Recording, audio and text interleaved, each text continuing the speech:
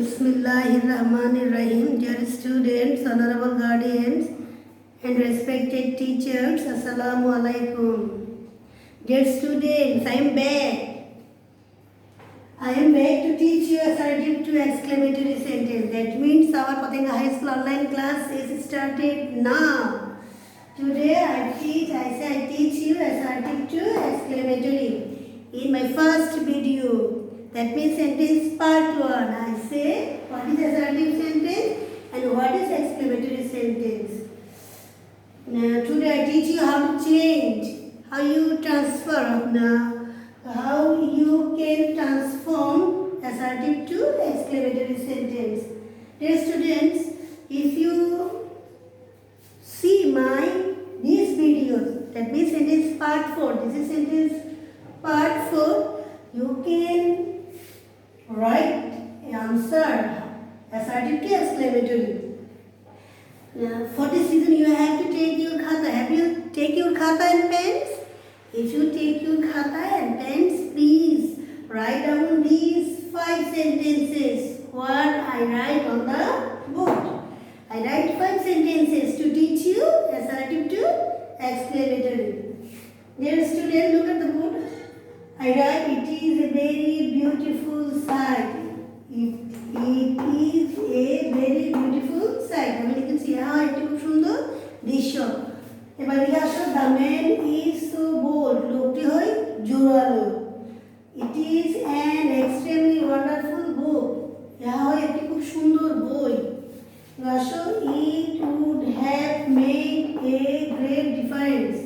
এটা কি করতে পারে? এটা পার্থক্য তৈরি করতে পারে ভালো ধরনের। আসলে এবার তার first sentence, Raju reads very slowly. Raju খুব আস্তে আস্তে পড়ে। ফার্স্ট সেন্টেন্স লিখেছি। তুমি যদি আজকে আমার এই ভিডিওটা ফলো করো, দেখবে যে তুমি এক্সক্লেমেটরি তো খুব সহজে চেঞ্জ করতে পারবা। For this reason you have to write this rules.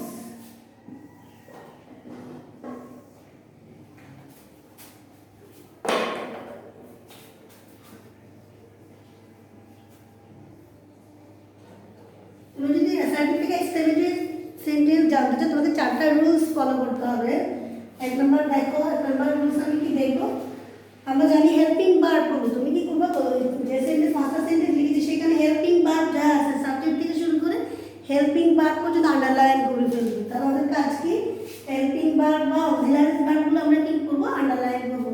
আমি আমার প্রিভিয়াস ভিডিওতে বলেছিলাম কোনগুলো helping verb, am, is, are, was, were, have, has, had, shall, will, shall, should, can, could, may, might, এগুলো হলো will, would, must, ought to, এগুলো হলো helping verb. আচ্ছা, plus to verb, do, does, did, এগুলো হলো helping verb. আমরা এগুলো কি করবো? অলওয়েজ আন্ডারলাইন করে ফেলবো। am, is, are, তাছাড়া আছে কি? was, are, have, has, dot dot দিলাম। তার মানে বলছো হ্যাভ হ্যাজ এর পর আরো অনেক কিছু আছে, সেগুলো তোমরা মাথায় রাখবে। তাহলে আমি বলেছিলাম রুলস কি হবে? সাবজেক্ট থেকে শুরু করে হেল্পিং ভার্ব পর্যন্ত আমি আন্ডারলাইন করব।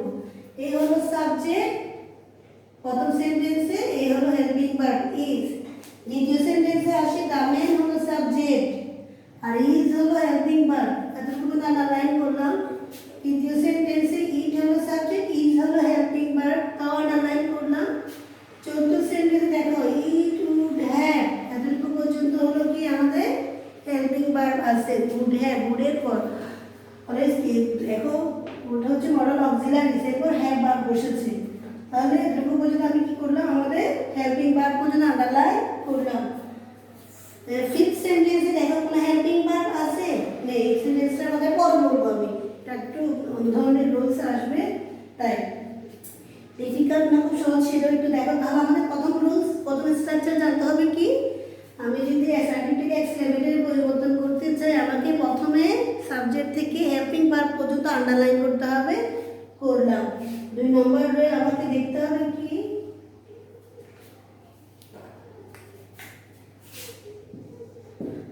আমাকে দেখতে হবে সেন্টেন্সগুলোতে হেল্পিং ভার্বের পর এ বা এন আছে কিনা। তাহলে আমি 2 নম্বরে কি দেখবো? সেন্টেন্সগুলোতে এ দেখো প্রথম সেন্টেন্সে আছে, থার্ড সেন্টেন্সে দেখো হেল্পিং ভার্বের পর কিছু নেই, এখানে থার্ড সেন্টেন্সে এন আছে, চতুর্থ সেন্টেন্সে দাও হ্যাভ ভার্বের উপর কি আছে মূল ভার্বের উপর কি দেওয়া আছে এখানে আর্টিকেল দেওয়া আছে এ। আবার দেখো ফিফথ সেন্টেন্সও নেই, তাহলে আছে কি না সেটা দেখবে।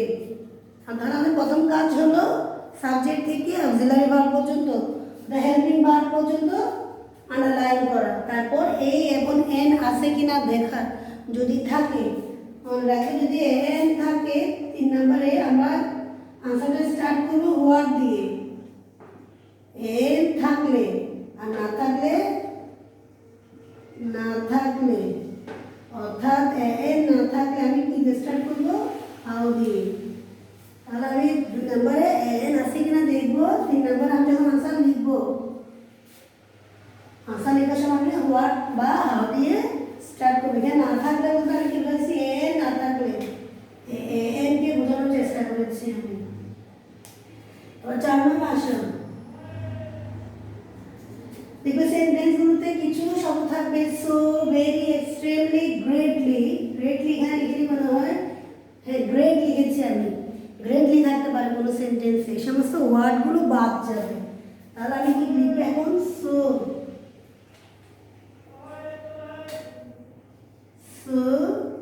ভেরি গ্রেট, একটা কি বলেছি এক্সট্রিমলি, এটসেট্রা এগুলো বাদ যাবে। এই সমস্ত word so very great extremely এই সমস্ত ওয়ার্ড মানে একটু ক্রস দিই। দেখো ভেরি নিচে আমি কি দিলাম ক্রস দিয়ে দিলাম, তার মানে ভেরিটা আমি আর লিখবো না। এবার সো নিচে কি দিলাম ক্রস দিলাম, সো আমার বাদ যাবে আনসার লেখার সময়, এক্সট্রিমলি বাদ যাবে আমি লিখেছি এখানে। এবার সব গ্রেট থাকলে গ্রেট বাদ যাবে, পঞ্চম সেন্টেন্সের কথা বলেছিল। এতটুকু বুঝেছ? 4টা রুলসে কি লিখলাম, প্রথমে অক্সিলারিজ পর্যন্ত আমি আন্ডারলাইন করবো, সাবজেক্ট থেকে অক্সিলারিজ। দ্বিতীয়তে বলেছি এন থাকলে সেটা কি করবো আমি এন পর্যন্ত এন দেখে হোয়াট বা হাউ দিয়ে আমি আনসারটা স্টার্ট করবো। আর চতুর্থতে বলেছি সো ভেরি গ্রেট এবং এক্সট্রিমলি এই সমস্ত ওয়ার্ডগুলো বাদ যাবে। আর লাস্টে আমার কি সোমবারে কি হবে একটা বিশেষসূচক চিহ্ন দিতে হবে। আচ্ছা যখন লিখবো আমাকে অবশ্যই কি করতে হবে একটা বিশেষসূচক চিহ্ন আমি দিব 5 নম্বরে। এবার আসো প্রথম সেন্টেন্সে টার্ন করে দেখি, তাহলে একটু আসো স্ট্রাকচার অনুযায়ী হেল্পিং ভার্ব পর্যন্ত আমাদের আন্ডারলাইন করা আছে। এখানে দেখো এন আছে, এন থাকলে আমি কি দিয়ে স্টার্ট করবো বলছিলাম হোয়াট দিয়ে, যদি এন থাকে আমাদের আনসার হবে কি দিয়ে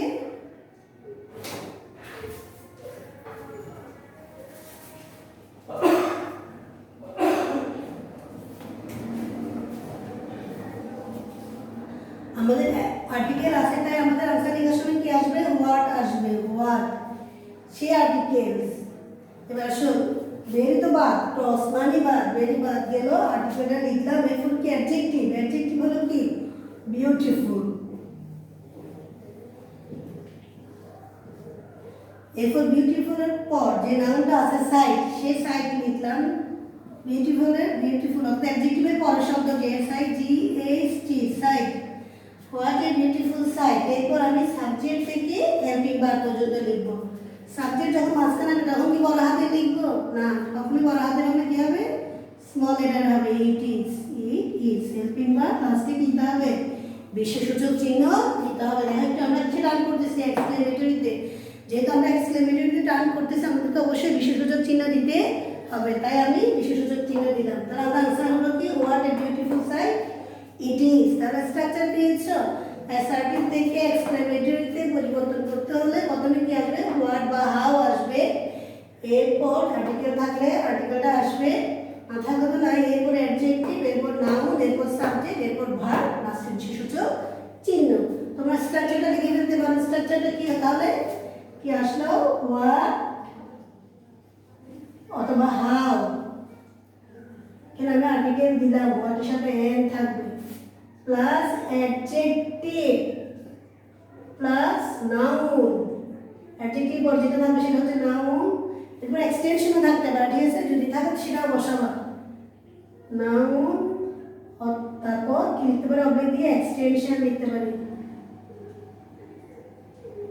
এক্সটেনশন, ঠিক আছে, extension plus subject plus verb plus বিশেষসূচক চিহ্ন।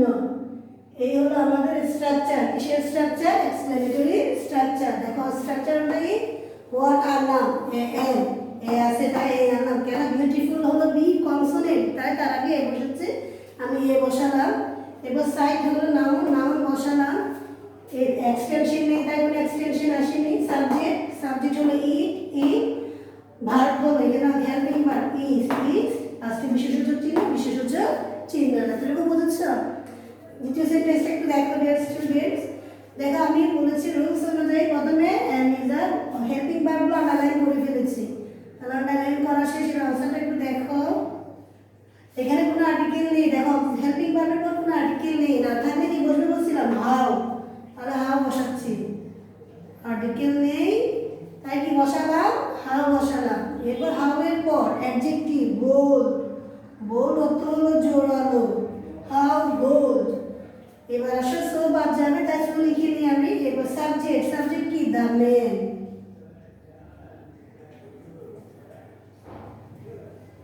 হেল্পিং ভার্ব কি আছে এখানে? ইজ, লাস্টে কি বসবে? একটা বিশেষসূচক চিহ্ন বসবে, বিশেষসূচক চিহ্ন বসালাম। এতটুকু বুঝেছ?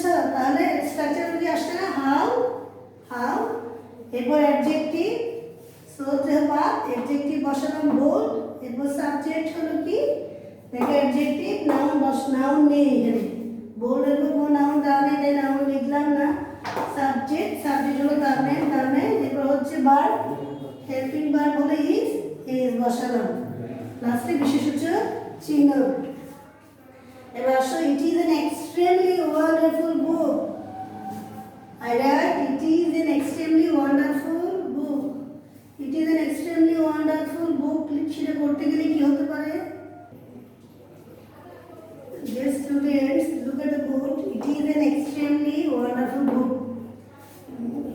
এটাকে টার্ন করলে কি হতে পারে? দেখো একটু আমি সাবজেক্ট থেকে হেল্পিং ভার্বটা আন্ডারলাইন করেছি, এক্সট্রিমলি বাদ যায় বাদ দিয়েছি।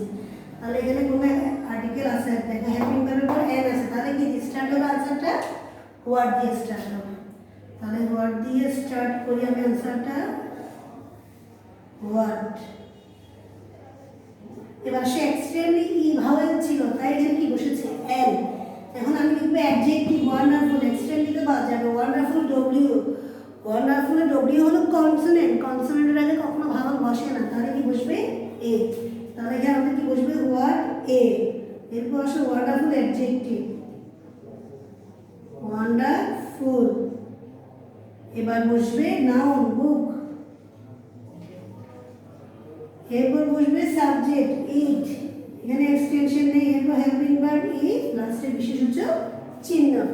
এই হলো এটা। তারপর সেন্টেন্সটা দেখো একটু, কিভাবে করলে টার্ন করলে কি হয়?